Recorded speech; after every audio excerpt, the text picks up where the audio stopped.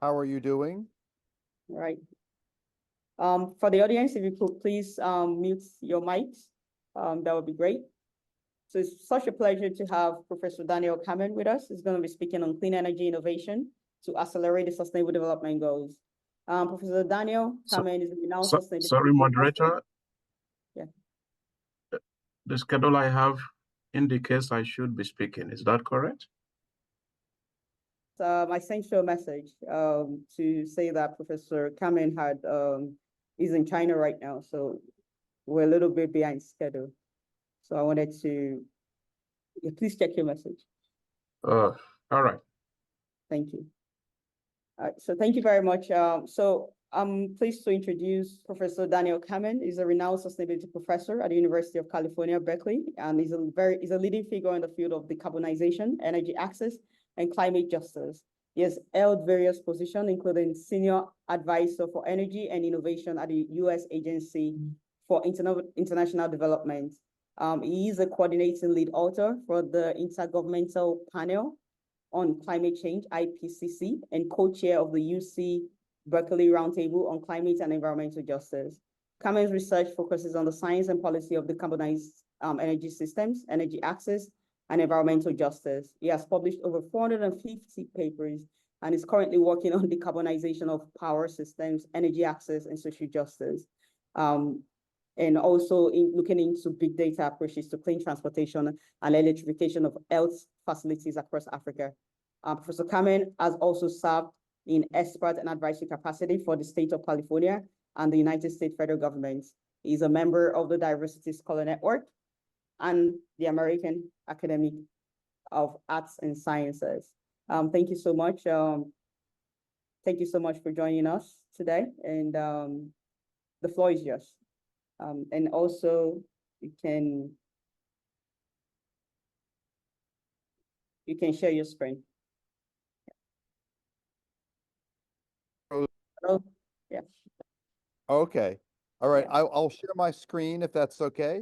And here we go. So I hope that you can now see my screen, and you should see my title slide. Is that correct? Yes. Okay. And I also want to thank Kevin for letting me jump in. The building here, unfortunately, is closing, so I'll have to speak. So thank you so much. So let me just jump right in.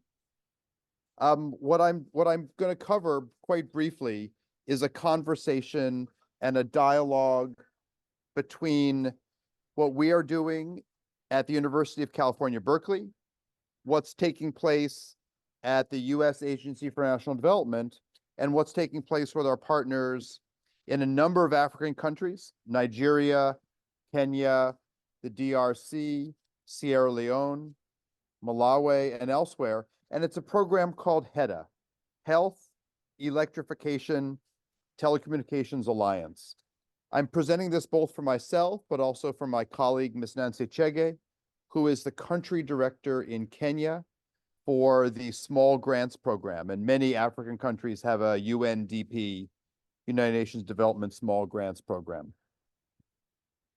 So I think we all know the story that the rate of decarbonization is too slow.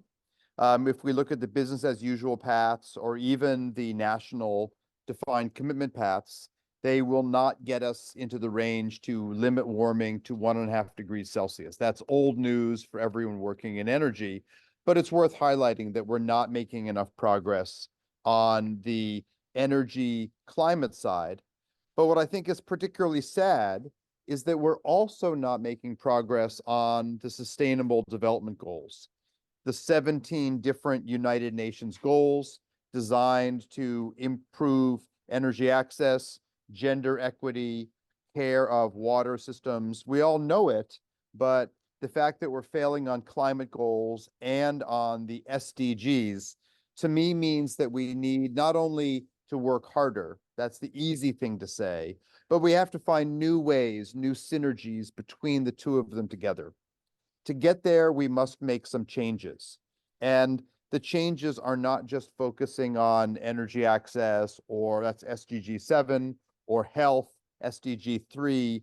It's finding some new things that will build partnerships that didn't exist before. And that's why I am so excited about this effort that I'll describe today, this program called HEDA. And it's an effort to recognize that, again, right now we're on a path to probably warm the planet by 3 degrees, not the 2 degrees that we promised back in 2015 in Paris, or the 1.5 degrees that we know from the IPCC that is needed today. And of course, this has generated all kinds of pictures of how we're changing the climate story, but we also need to find a difference on the development side. And that's why this approach, starting with SDG 7 and moving forward, is something that I think is a critical step forward. We also all know that the more we've invested in clean energy manufacturing and innovation, that has been a big step forward. But when we can also deploy the technologies, we get the so-called learning curve. And the learning curve shows, it's represented here mathematically, where the cost at some time in the future, C2, compared to the cost C1, is actually a power law. It's a relationship to the amount of technology that we deploy. That's very exciting. And what that's meant is that pictures like this are real, that we brought the price down dramatically for solar, so that now in many parts of the world, it's the cheapest technology. And what it means is that every time we double the amount of solar or batteries, we see about 20% drop in price. 20% is the slope of that line. So a bit of engineering side. That's a wonderful start. We've seen this for wind, onshore and offshore. We've seen it also for energy storage. And what this has meant is that now in many parts of the world, it's cheaper to build a new renewable energy power plant than to even operate an existing fossil plant. In my own state of California, that's meant that we were able to go from 20% powered by renewables to now over 50%. That was our goal for 2030, but we've already gotten there. So now our new goal is 60%. And in fact, what we've seen is that in the last few months, California has installed enough storage so that we are able to meet 140% of total energy demand from renewables, only for a few hours a day. But California is the 4th largest economy on the planet. So in rich resource supplied places, we're able to do quite a lot. What this means, however, is that in many parts of the world, we are not getting there. So HEDA is an effort to start with health facilities across Africa and to upgrade their power systems. Here we see some boilers of hospitals. The first one is in Nigeria, the second one is in Guinea, and to really find ways to leverage international funding so we can move to clean energy facilities, from the smallest mini grids to large facilities like you see on the left in Eswatini. HEDA is a partnership between many organizations that you've known and worked with, from the big UN agencies like UNITAR and UNDP and UNICEF, to private sector companies like Bechtel and Caterpillar, and Orange, cell phone providers, and to find a way to leverage their abilities so that we can install clean energy and overbuild that at health facilities, but also move forward to meet a variety of needs. Our goal is 10,000 health facilities by the end of 2025, and ultimately 100,000, which is the number we find across Africa that don't have reliable power. As we move forward, we need to do this in a way that's consultative, because as we all know, hardware deployed in many parts of the world doesn't work. And in a recent survey of 800 health facilities in Southern Africa, we found that the oxygen generators, the solar panels, the baby warmers were not working in almost half of them. So just investing in hardware is not a solution. So from consultative meetings to designing clean energy systems like this clinic we see here in Kenya, to backing these up with instrumentation, data, meters, and sensors, and capacity training for nurses and others, we hope that this HEDA program will be one that more and more countries will join, and that we will find a way to match the money that's now available for hardware with training, so that all of these blue dots, these 100,000 health facilities, can ultimately not just receive hardware, but also receive training for nurses, technicians, community members that want to start small industries. And here's a map of the countries that have officially joined HEDA so far. We are hoping that when President Ruto of Kenya visits the White House in Washington, D.C. in December.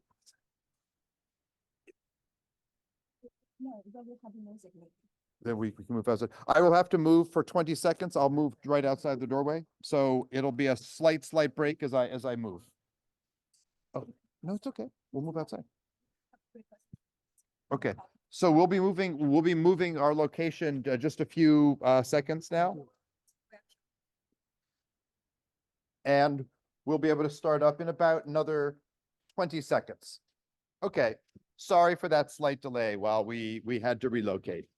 So the idea of the HEDA program is that a international consortium chaired by the Rockefeller Foundation, chaired by the Bezos Earth Fund and the IKEA Foundation, will be able to provide hardware if countries can find the savings to provide the operation behind this effort. And what we hope to see over the end of 2025, we believe we're on 1,000 in the long term. The program is one where USAID, the German government, GIZ, and the British government are all the core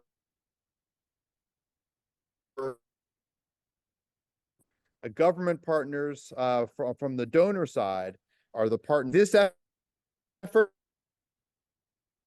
one where many Germany areas.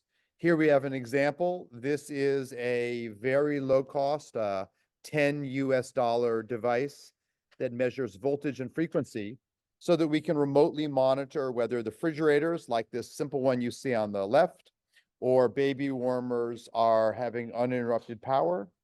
And the companies involved have agreed that they will only take payment for reliable power delivered. So we don't believe that hardware provides the whole answer, but we do believe that using advanced instrumentation gives us a way to begin to validate claims on the ground for the reliability of power. And we know in some places that reliability is quite low.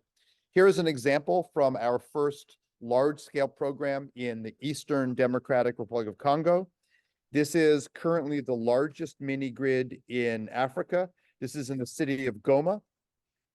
And what we have put together at a school here is a system to power the school, and then also at the same time to provide the excess power to nonprofit community groups in the area.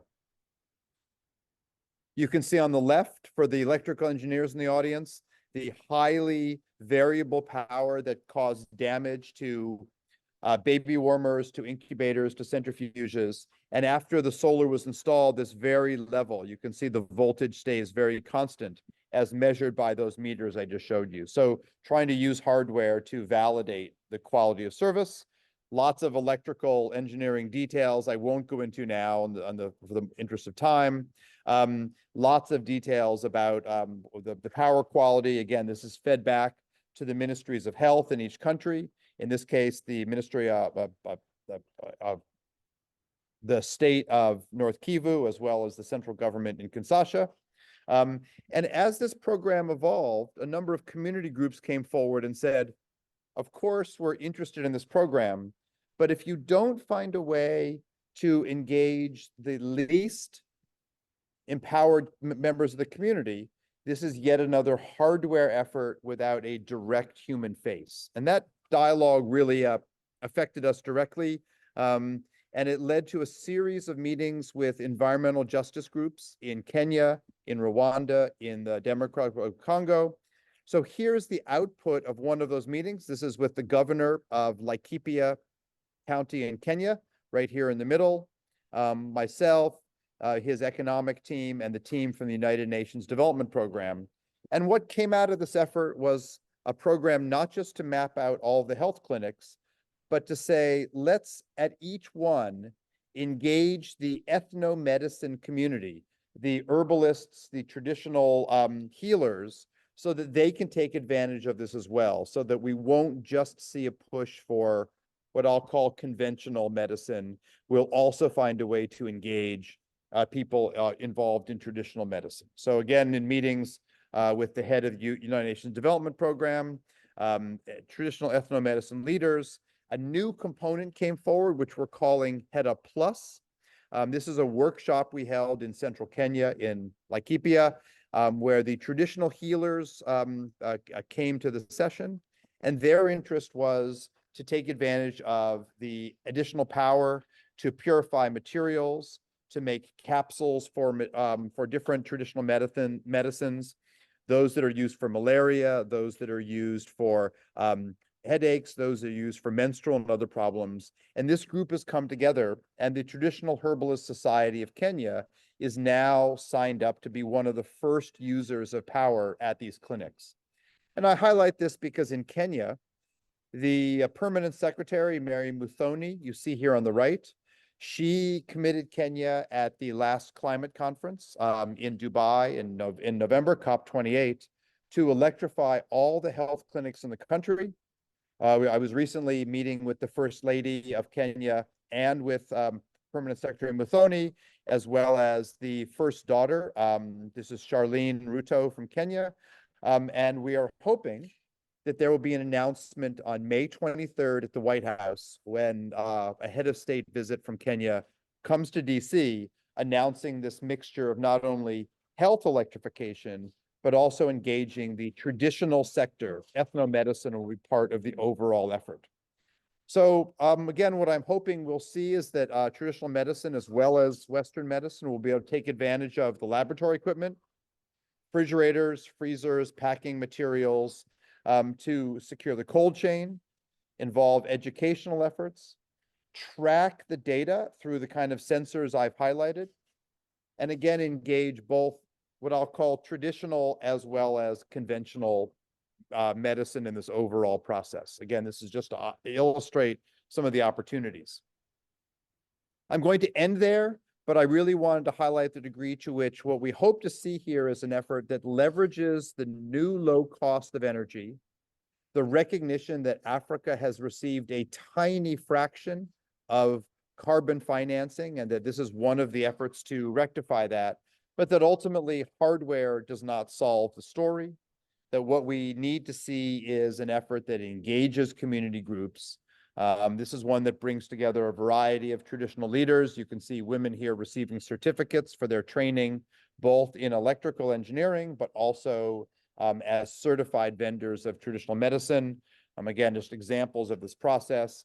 And so what I'm hoping is that while this was a very fast presentation, it will lead to interest in this HEDA program and also in this effort to engage in traditional medicine as well. So again, it's quite the rush.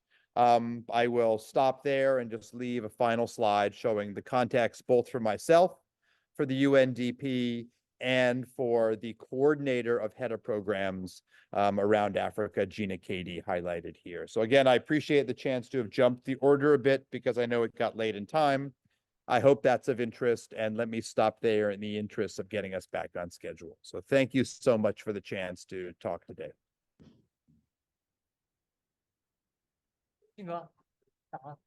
Thank you very much, Professor, for the wonderful presentation. Thank you so much. We won't take too much of your time, and we'll just go right into the next speaker. Thank you. Thank you so much.